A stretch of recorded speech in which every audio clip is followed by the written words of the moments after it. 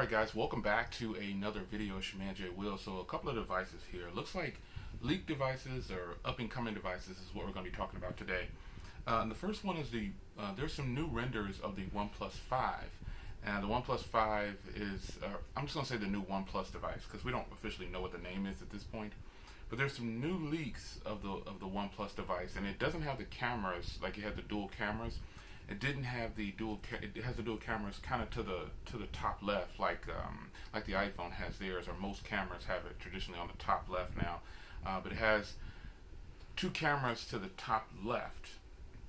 So that's it's a completely different render than what was presented before, which means they basically changed the design and put the cameras up to the top left, kind of up on the top side.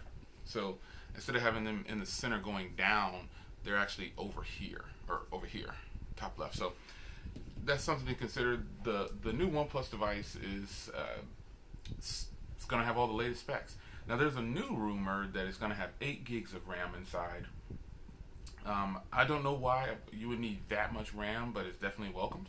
But still having only 64 gigs of onboard storage, if you're going to give it 8 gigs of RAM, give me some more storage too, and that would be fantastic because it's supposed to have the Snapdragon 835 in there, supposedly 6 or 8 gigs of RAM. I don't know if there's going to be an 8 gig model or whatever, but just having that 8 gigs of RAM is almost just like bragging rights. Like my phone has more RAM than your computer type deal. But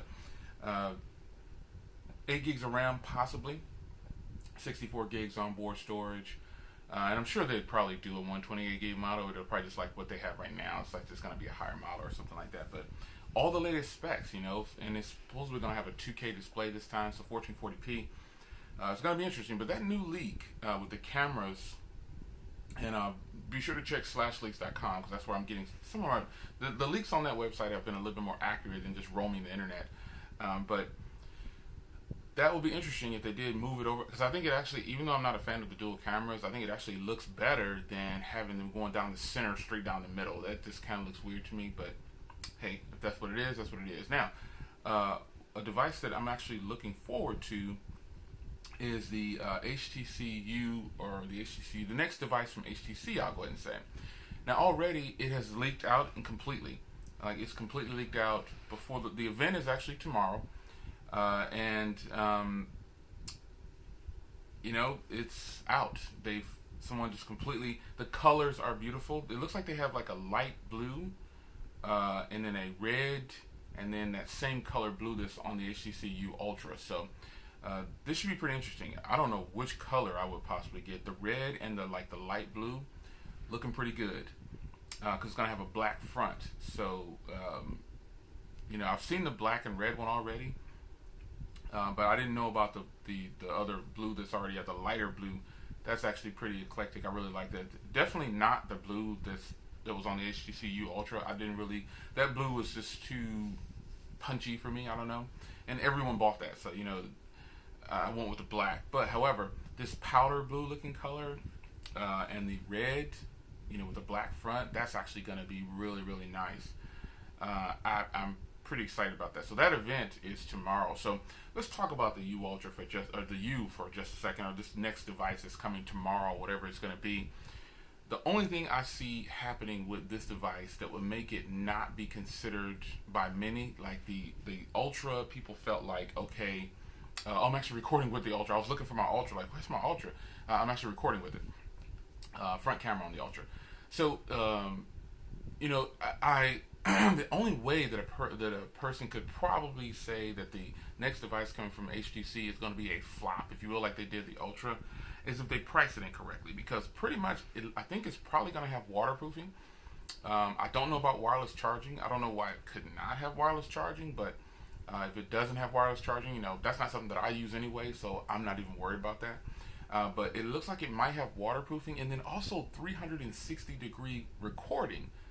That's going to be interesting because no cell phone is doing that right now. So that just eliminates this bad boy right here. It eliminates that. So it's kind of like, whoa, they're bringing some different features. Supposedly got this squeeze feature. It's going to have the Snapdragon 835. It might be waterproof. IP76 or so, I don't know, 67. I mean, I'm sorry, IP67.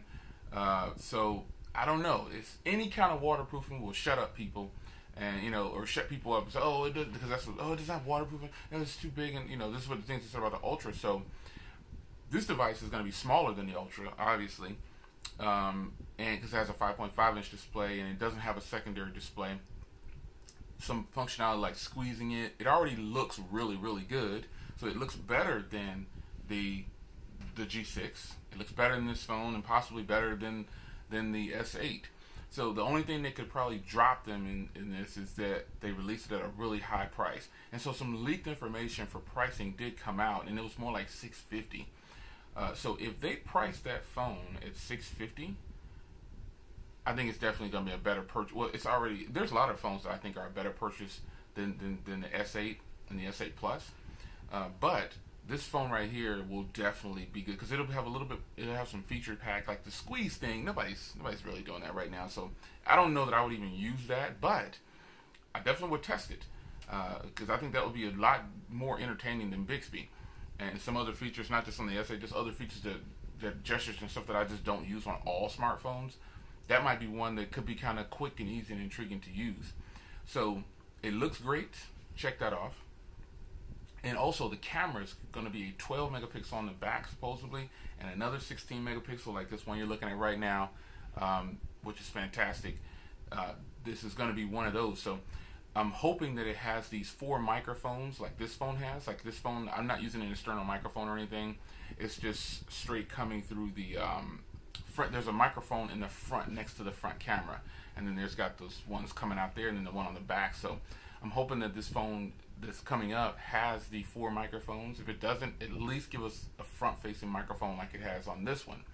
That would eliminate having to try to plug something in, because this phone has USB Type-C only. It doesn't have a headphone jack, so no external microphones can be used. And furthermore, it's really not needed. Just like on the G6, don't need an external microphone even though it has a headphone jack.